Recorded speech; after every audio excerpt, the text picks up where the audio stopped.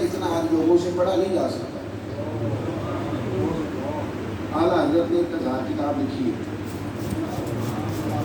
اور اس طرح نے لکھی کہ 25 بندوں کی ٹیم بٹھائی تھی جو حوالے ڈھونڈ ڈھونڈ کے لاتی ہے۔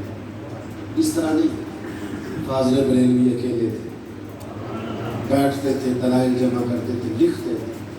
ان کا جد و جہد کرنے کا مزاج تھا تو رب نے ان کے لیے رستہ آسان فرما دیا۔ ان کی کوشش تھی تو اللہ نے اس کوشش میں برکت پیدا کر دی۔ جب ہم کوشش کرتے ہیں، جب ہم جد و جہد کرتے ہیں، جب ہم ارادہ کرتے ہیں، اللہ تعالیٰ مدد کرتا ہے۔ یہ مت سمجھے کہ میں کسی گاؤں کا رہنے والا ہوں، یہ مت سمجھے کہ میری آواز بڑی باریک ہے کہاں تک جائے گی، یہ مت سمجھے کہ جناب میرے کرنے سے کیا ہوگا۔ یاد رکھیں خوشبو تھوڑی سی ہوتی ہے پر ایک بندے کا کام ہے اس کا ڈھکنا کھول دے، اگر کھول دے تو وہ سارے ماحول کو معطر کر دیا کرتے ہیں۔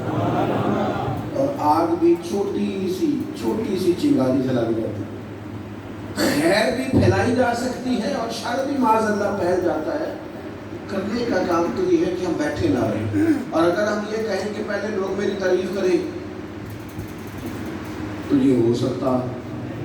لوگوں کا کام ہے باتیں کرنا، تو کرنے دیں، جس نے میری باتیں کرنی ہے اسے باتیں، اور آپ تھوڑا صبر کریں۔ آپ کو جو خیال آتا ہے نا وہ آپ کو باتیں کر رہا ہے، کچھ سال گزرنے دے، وہ باتیں کرے گا اور پھر آپ کے ہاتھ میں کرے گا۔ آپ تھوڑا وقت تو دیں، ٹائم تو دیں۔ آپ اگر کہیں کہ آپ باتیں، امام ابو نعیم نے لکھا ہے کہ حضرت موسیٰ علیہ السلام نے اللہ کی بارگاہ میں عرض کیا تھا، مالک میں چاہتا ہوں میرا ذکر جو بندہ بھی کرے نا وہ خیر کے ساتھ کرے، جو بھی میرا تذکرہ کرے وہ خیر کے ساتھ کرے، کوئی مجھے برا نہ کرے۔ تو رب کریم نے فرمایا میرے کلیم یہ تو میں نے اپنے لیے بھی نہیں چاہا، جو ذکر کرے خیر کے ساتھ ہی کرے، اس کی کیا ضرورت ہے۔ باتیں تو پتھروں کی طرح ہوتی ہیں، امام شافعی کہتے ہیں لوگوں کی باتیں پتھروں کی طرح ہوتی ہیں، لیکن اگر تم نے ان پتھروں کو اکٹھا کر کے کندھے پہ رکھ لیا نا تو تمہارے کندھے جھک جائیں گے۔ ان باتوں کو اکٹھا کر کے پیروں کے نیچے رکھو، تمہارا قد اونچا ہو جائے گا۔ چھوڑے جو بات کرتا ہے اسے باتیں کس لیے ہوتی ہے؟ کرنے کے لیے لو تو کرنے دے۔ مخلوق تو فنکار ہے اس درجہ کے پل بھر میں، سکے در کعبہ سے بھی اصنام تراشے، تم کون ہو کیا چیز ہے داغ کبابی، لوگوں نے تو جناب مریم پہ بھی الزام تراشے۔ لوگوں کا کام ہے آپ جدوجہد کریں، آپ باتوں کا رخ نہیں ذہنوں کا رخ بدل دیں۔ جوانوں سے کہوں گا کوئی پیشہ برا نہیں، ایک پیشہ برا ہے وہ ہے کسی کے سامنے ہاتھ پھیلانا، برا پیشہ۔ مالدار ماموں سے امید لگانا یہ بری بات ہے۔ چچا مالدار ہے تو کہنا وہ میرے ساتھ چلے گا، کیوں چلے؟ آپ تندرست ہیں، اللہ نے صحت دی ہے، ہمت دی ہے، اور جو رب امیروں کو دے رہا ہے وہ غریبوں کو بھی دے گا۔ لیکن کوشش کریں اپنی زندگی میں جد و جہد کا مزاج پیدا کریں، آپ ہمت کریں، آپ ہمت کریں گے تو اللہ مدد فرمائے گا۔ میں غار ثور پہ جا رہا تھا، اللہ کی توفیق تھی، تو وہ نہ جناب کچھ لوگ آپ کو پتہ ہے چڑھ جاتے ہیں، وہ تھوڑی ڈیگے بھی مارتے ہیں کہ بلے بلے اسی پھر سویرے سویرے گیا جی، اسی پھر کہیں چلے گئے جی، دو بندے رہ گئے، اسی پھر کوئی ہوتا ہے نا جی دیسی بندے پھر اسی کو گپشپ بنا لیں، ڈنگے چنگے بھی مارتے ہیں۔ تمہارے ساتھ بھی ایک دو لوگ تھے، آپ پہلی دفعہ تھے، وہ کئی دفعہ جا چکے تھے، تو وہ داستان سرائی بھی تھوڑی تھوڑی ساتھ ہو، تو سب کا خیال تھا کہ دیکھو نا وہ آ جا یار تو کنے کو سال لے لیں گے، ایک دوسرے کو ہمت بھی دلائی جا رہی تھی، جوش بھی۔ جب بہت اوپر چلے گئے نا ایک ترکی دیکھا جس کی ایک ٹانگ معذور تھی، ایک ٹھیک تھی، اور اس نے بیساکھی نہ پکڑی ہوئی،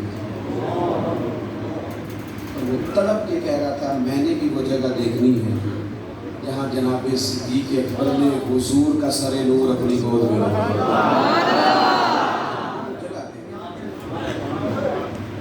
جنہ میں دل پر جانی ڈٹھا وکھیاں تک نہیں، تو ملے آتے ساجن ملے وہ ناسا لگ پئی، میں نے بھی وہ جگہ دیکھنی ہے جہاں کریم بیٹھے تھے جناب صدیق۔ یہ جذبہ اس کو دیکھا نا، اس شخص کو، تو پھر بڑے لوگوں کو باتیں ویسے ہی بھول گئی، بڑے لوگ جو کوئی کہنا چاہتے تھے انہیں بات ویسے ہی بھول گئی۔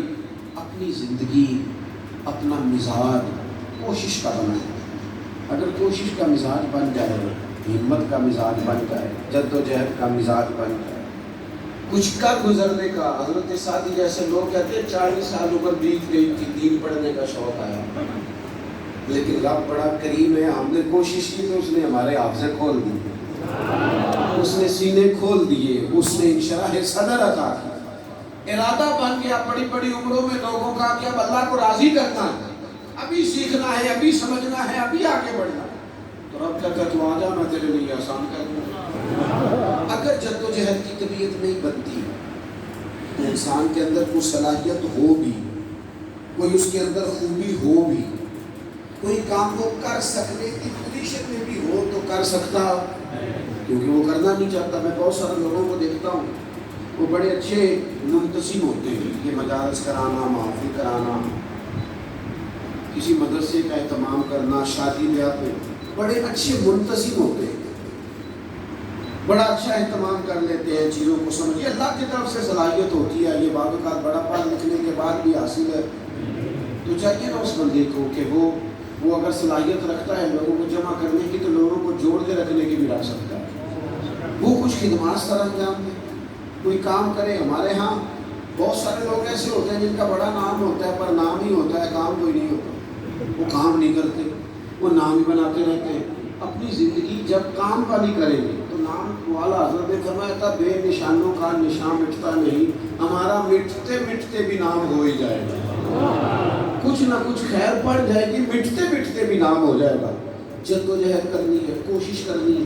جو کام کر رہے ہیں اسی کو کریں پر ذرا سونا کر کے کریں، اسی کو کریں پر ذرا میٹھا کر کے، اسی کو کریں پر ذرا تھوڑا سا نا اس میں خوبصورتی پیدا کر کے. دیکھو امام بخاری رحمۃ اللہ علیہ نے ہزاروں حدیث جمع کی، ایک ایک حدیث کے لیے انہوں نے 3 دن سفر کیا. کسی جگہ نہیں آیا تھا کہ نبی پاک علیہ السلام کی حدیث پاک ہم نے بیان کرنی ہے تو پہلے اس سے غسل کرنا ہے، پہلے کپڑے بدلنے ہیں، پہلے وضو کرنا ہے، خوشبو لگانی. کسی جگہ نہیں لکھا، لیکن اپنے کام میں خوبصورتی پیدا کی نا، حضور کی محبت کا حسن بڑھایا نا انہوں نے، جو ان کے دل میں محبت تھی اور تازہ کیا اسے. جب بھی کوئی نبی پاک کی حدیث لکھنے لگے پہلے غسل کیا، کپڑے بدلے، خوشبو لگائی، تھوڑا سا نا اس جد و جہد میں خوبصورتی پیدا کی. امام مالک کے پاس کوئی بندہ مسئلہ پوچھنے آتا تو امام صاحب اس سے پوچھتے مسئلہ پوچھنا ہے کہ حدیث پاک؟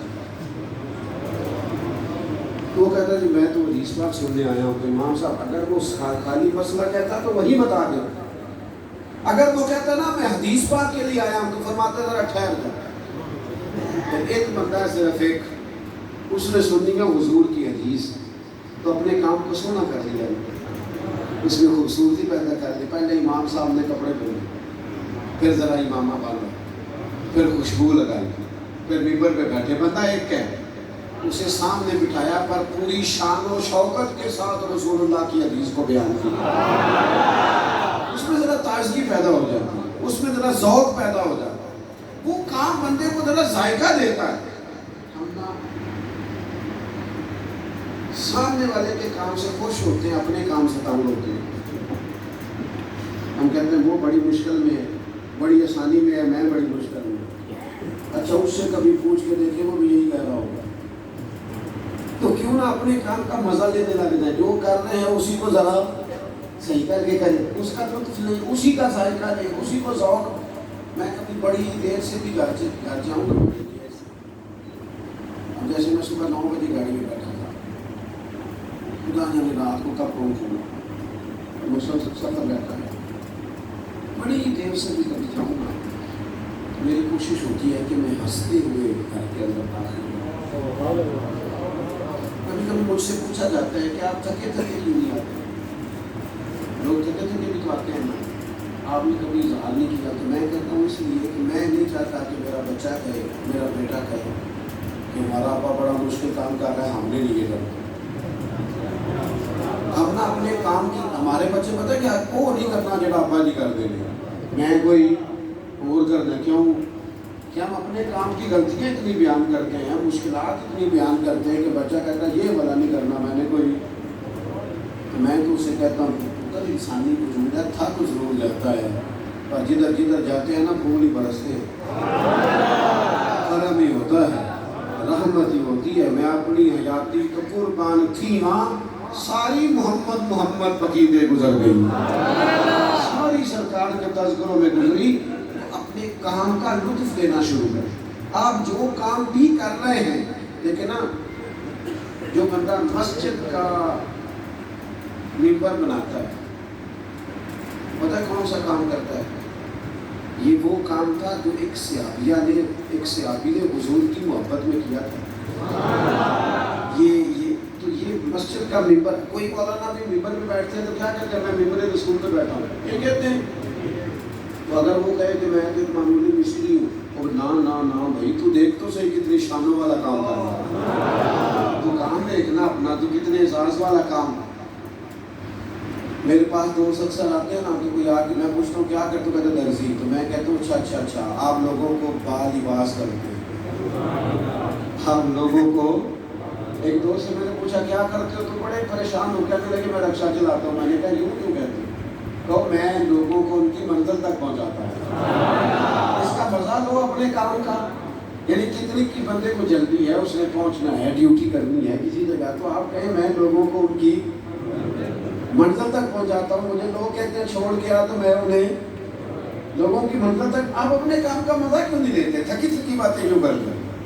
اچھی پکی باتیں کیوں کرتے ہیں؟ اس کا مزہ لیں، اس کا سرور لیں۔ جو صبح اٹھ کے گوالا دودھ دھونے جاتا ہے، شاید اس کی کوئی عزت نہ کرتا ہو، پر وہ صبح سویرے فجر سے پہلے اٹھتا ہے، جا کے دودھ لاتا ہے، پھر وہ شہر میں آ کے اسے بیچتا ہے۔ کتنی مائیں ہیں، اگر ان کے بچوں کے لیے صبح دودھ نہ پہنچے تو وہ تکلیف میں نہیں آ جائے؟ وہ بچے دودھ پیتے ہیں تو سارا دن اماں سکون سے کام کر لیتی ہے، سمجھو نا یار، وہ میرا دودھ تو نہیں نہ لا رہا، اسے سمجھنا چاہیے نا ماں کتنے بچے ہیں جن کے پلنے میں مددگار ثابت ہو رہا ہے، ڈنگر چاہتا ہے، انہیں چھوٹی بات ہے نا۔ دیکھ تو صحیح، یہ کام کتنا قیمتی کر رہا ہے، یہ جانور کی خدمت کر رہا ہے، یہ وہ والا کام کر رہا ہے جو مدینے والے رسول نے پسند فرمایا۔ تو حضور نے بھی چلائی ہے۔ آپ کسی کو کس طرح سے کہہ سکتے ہیں کہ وہ اپنے کام کا مزہ لے؟ وہ اس کا مزہ لے، اس کا ذائقہ، اس کا سرور پیدا کرے۔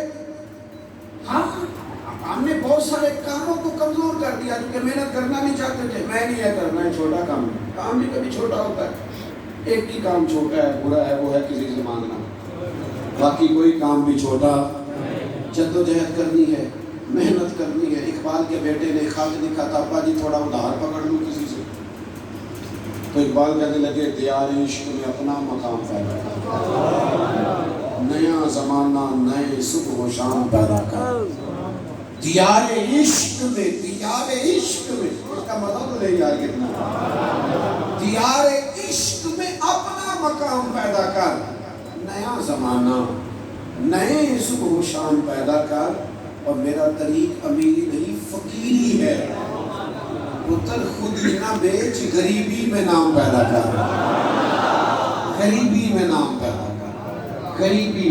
اور میری ملت کے غریبوں کے بیٹوں، ایک غریب کا بیٹا تمہیں کہتا ہے، غریبی میں نام پیدا کر، غریبی میں نام، چھوڑ دو امیروں کی بازاروں کے پیچھے بھاگنا، غریبی میں نام پیدا کر، تو غریبی میں نام پیدا کر، تو جدوجہد کا، ہمت سے آگے بڑھ، کوئی چور رستہ نہیں اختیار کرنا، جدوجہد کریں گے تو زندگی مزہ دے گی۔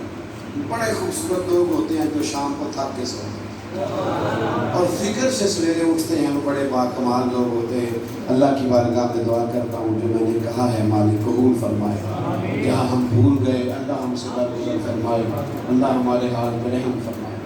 اللہم صلی علی